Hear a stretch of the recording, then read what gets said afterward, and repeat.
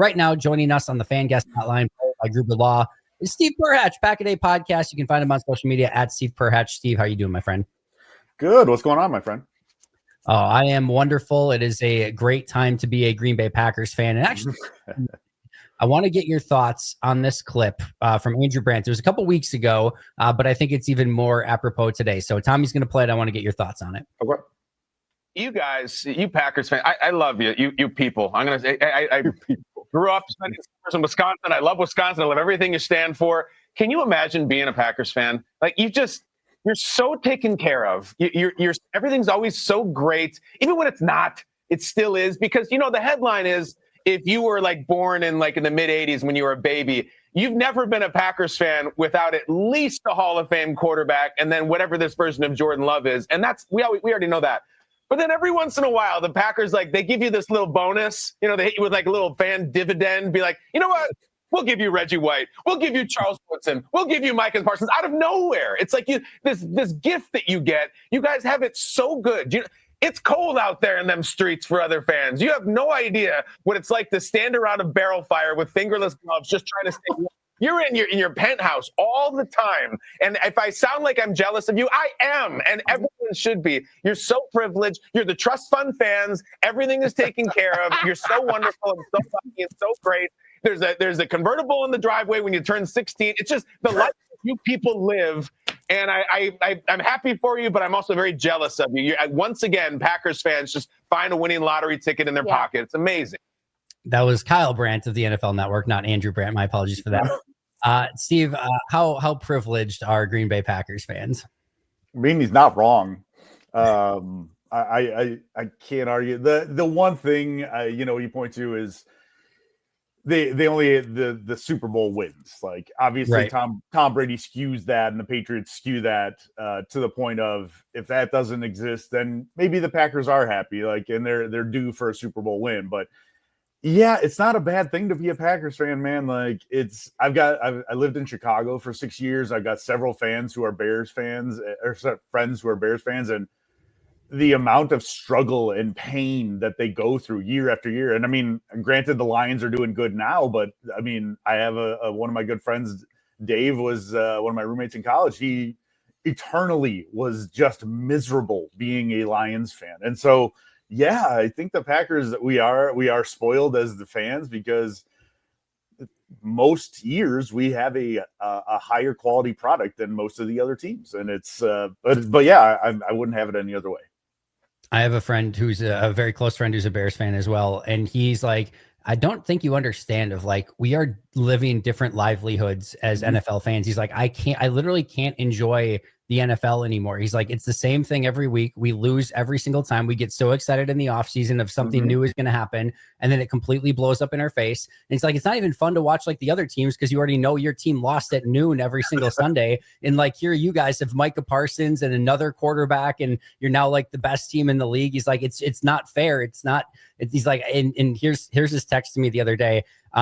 So I messaged him the Jalen Johnson news that Jalen Johnson is going to be out for the year. And he just said, all that matters is Ben and Caleb are the right guys. All that matters is Ben and Caleb are the right guys. All that matters is Ben and Caleb are the right guys. And he said, I'm going to just keep repeating it to myself. It's a breathing exercise until I just get it down. And he's just trying to latch on to something at this point that he can hang on to, that there's some branch of hope there. Yeah. And to your point, Steve, we have had our share of stab you in the back, just gut-wrenching playoff losses to an extent that maybe no fan base should ever have to go through. We don't need to name them. Everyone knows them. But yes, from a overall standpoint of what we get to enjoy week in and week out through the course of season after season, I think privileged is probably a right word.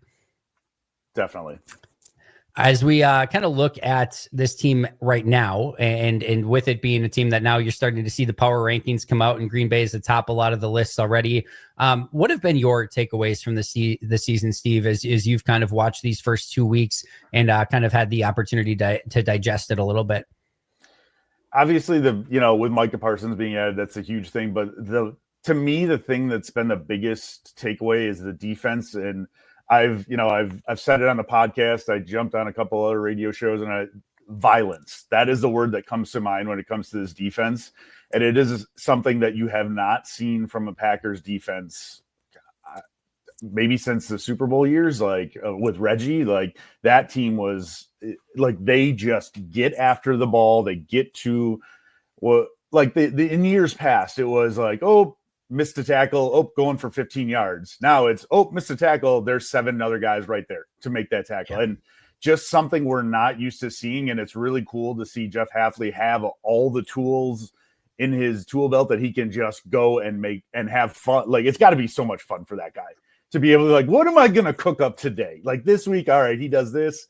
And like you saw the difference in the defense when Jaden Daniels was a quarterback as opposed to Jared Goff. It wasn't as much, of the blitzing. It was much more trying to get home with 4, stay in your lanes, and not have him get outside the pocket and attack you. And so I'm excited. Like, I don't think this was just a blip on the radar of like, oh, people will figure out the Packers defense. Like, no, I think this is the Packers defense. So you've seen that. You've seen some growth from the offense. Like, they're struggling a little bit with the run game, and they're just continually finding ways to score. And Jordan Love's doing his thing. To me, like, it can only go up from here. When Jeff Hafley signed, it's like he got to be the chef of like a nice, like 3, maybe 4-star like restaurant. It's like things are good. And then it's like, that we're actually going to remake some things, remodel the interior. Here's some caviar, some fine cut steaks. Like, here's some truffle mushrooms. Like, you go do whatever you want. And now he's like a Michelin star chef with all the ingredients that he's got to work with. So it has been a joy to watch what he is cooking up literally every single week on defense. I don't know what you do on. I mean, Washington had tested him with everything, deep down the field, intermediate, short, outside, running the ball, Jaden Daniels scrambling. Like, they've got a lot of ways to challenge you, and Green Bay had answers to literally every single thing that Washington tried. It's been really exciting to see so far. As we're talking here with Steve Perhach, Pack a Day Podcast. You can find him on social media at Steve Perhach. As we get ready for Packers Browns Week 3, what are you looking for in this matchup? As to hopefully Green Bay can just kind of take care of business and not have this be one of those games where it's like fourth quarter and the Browns are still hanging around and you're like, can you guys just put this team away? What do they need to do to go in here and get this win? I think consistency is the key. Is not, like you said, don't overthink it. Don't be like, oh, well, they just got curb stomped by the Ravens. Like, well, this will be a cakewalk. Like, you can't take any team in the NFL lightly. We've all seen the crazy times where the worst team has beaten like one of the best teams, and it's just like, how did that happen? Because they let them hang around, and they were making unforced errors and things. So to me, this team just needs to continue doing what they're doing. Spread the ball around on offense. It's crazy to say that Joe Flacco can still sling the ball around, but I mean, he can. He's still got the arm. He's still got that arm talent, and they've got some weapons on the outside with Jerry Jeudy.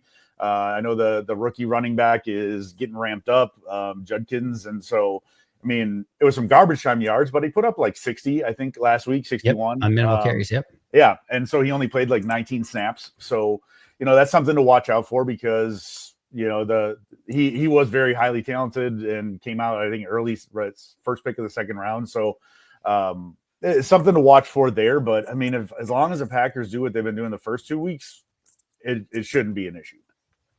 Yeah, I think so too. To me, turnovers just can't allow Cleveland to stay in this game because of your own self-inflicted wounds and mistakes. To me, if this is a neutral turnover, if it's either 1-1, 0-0, whatever it might be, if it's neutral in the turnover margins, that's a game Green Bay wins like 95, 97 times out of 100. And if they win the turnover battle, it probably, to me, is the game they win 100 times out of 100. So you can't have those. You can't have dumb special teams. Like, you can't allow returns for touchdowns or things like that. It's going to take something like that in order for this game to swing in Cleveland's favor. So just got to really be making sure that you're taking care of those couple things. And of course, that Myles Garrett's not wrecking shop as well, which is sometimes easier said than done. As you look at this Packers team in total through the first couple weeks, what to you needs to get better? We've seen a very impressive team so far, but there's always room for growth. What needs to improve going into week 3? So we got this question, I think, on the podcast last week, and we were all being very nitpicky because it's a very hard to come up with something that this team really thoroughly needs to improve on, because the first 2 weeks they've been so good. And the thing that I've seen, I want to see some better ball placement from Jordan Love. Don't get me wrong, he's thrown some dimes, like that ball to Jaden Reed that broke his collarbone. Like, yep, that was an absolute dime. But there are throws that he's had some wide receivers that are wide open that if he just puts a little extra oomph on it, if he just leads them a little bit more, like that's a bigger play. Like the play to Tucker Kraft, 65 yards, whatever that was. He still had to stop for the ball. And that's the kind of thing that like, and then again, then you get to those throws to Matthew Golden. Like those are the ones that a little extra air into the ball. And I'm not freaking out because obviously Jordan Love's a very talented player, and he's just got Golden onto the team, and he missed some training camps, so that's why they maybe are not fully on the same page, and I expect them to be at some point, and maybe he just doesn't fully get how fast he is, but like those plays are there, and Jordan Love just needs to be a tick better, and then all of a sudden we go from 27 points to 45 points, and so. Yep. Again, very nitpicky, but there's definitely some balls that Jordan Love could improve placement on that would really, I think, help grow the offense even more.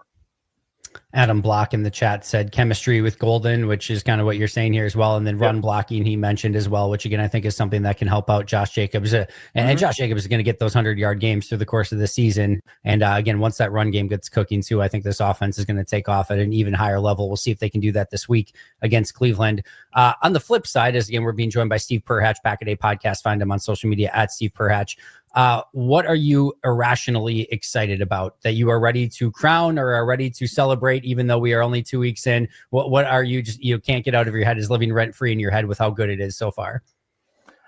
Maybe it's more like not how good it is, but just the potential of just seeing Matthew Golden like flying around the field. Now with Jaden Reed being out, I'm curious if he's going to get even more playing time, if they might move him into that role. But honestly, like I'm excited for this offense, like that, and then the fact of Christian Watson coming back mid-season, hopefully. Like he's already talking like if this was the NFC Championship game, I'd be back tomorrow. I'm like, oh my God, he's that much of the athlete, like that much of a grinder. So like that's having him with Golden, having a healthy Jaden Reed, having Romeo Doubs, like Tucker Kraft, Luke Musgrave, like oh my God, like try to stop one guy, that's fine. They'll find a million other guys to throw the ball to. Like so this offense has so much potential and they're not there yet. And that like the fact that they're already dominating games on defense and this offense is growing and going and going to get even better. Like before the season, I was kind of like, they'll be pretty good once they got Parsons and everything. I was gung ho, like Super Bowl or bust. I haven't bought Madden in years. I'm thinking about my Madden again because that's how much fun this team is. It really, really is. We have some breaking news. The Cincinnati Bengals have figured out their quarterback situation, bringing in former Packers quarterback Sean Clifford to solve all of their problems. They're also bringing in quarterback Mike White. So no Malik Willis in Cincinnati, but they do get a former Packers quarterback in Sean Clifford. So adding a couple quarterbacks to that roster right now. Again, we're being joined by Steve Perhach, Pack a Day Podcast. You can find him again on social media at Steve Perhach. You mentioned Jaden Reed. Obviously, his injury has been one of the bigger bummers of these first couple weeks of the season. Mm-hmm. How do you feel like Green Bay should go about replacing him? I mean, I think it's kind of the way that Green Bay does things. Next man up. They're not going to go out and, I was asked, I'd jump on a radio station down in Alabama every once in a while and do some Packers stuff for them. And they're like, well, what do you do without Jaden Reed? Like, are they going to go trade for Tyreek Hill? I was like, no, absolutely. Like, first of all, they used their first round draft picks. Like those are gone. So I don't foresee them bringing in a big name wide receiver. That's just, for the most part, not their style outside the Parsons trade. But I think you move Matthew Golden up, like you want Savion Williams, or you're going to get him more involved. Continue to do Dobbs and Wicks and Musgrave and Kraft. Like you're good. Like this Packers offense can sustain. Like they have the depth at wide receiver to sustain an injury. Like so, hopefully as long as there's no more. Knock on wood, then they should be fine. Yeah, I think so too. And if there's a position again, kind of like you're saying that they have the ability to kind of make up for it, it's probably at that wide receiver position. I'd see before we get you out of here, Packers Browns prediction for the game. How are you feeling? Oh, I feel great. I think it's not an easy win because road ones are always a little tougher, but I think that's a win for the Packers. I'd go like 30-14. Okay. I'm loving it. I think they should go out and dominate. It's first road game of the season. People say trap game. I don't think it's really a trap game. I think it is their first road game. It's not like they're like, maybe Micah Parsons is looking ahead to Dallas a little bit, but I don't think they're like, oh my God, Dallas is around the corner. I think they're going to be fine in this one too. Whether they cover or not, I don't know. I don't care, but I think they're going to win in this one at the end of the day. And that's what I most care about. I don't think we're going to see some sort of crazy upset by Cleveland. I just don't think they're going to be able to put the points up that they're going to need in order to hang with Green Bay in this one. So hopefully it should be a fun one for Green Bay. Steve, I cannot thank you enough. Everything that you do coming on here today, and then also for the Pack a Day podcast every single week. Tell us about where we can find all your incredible work.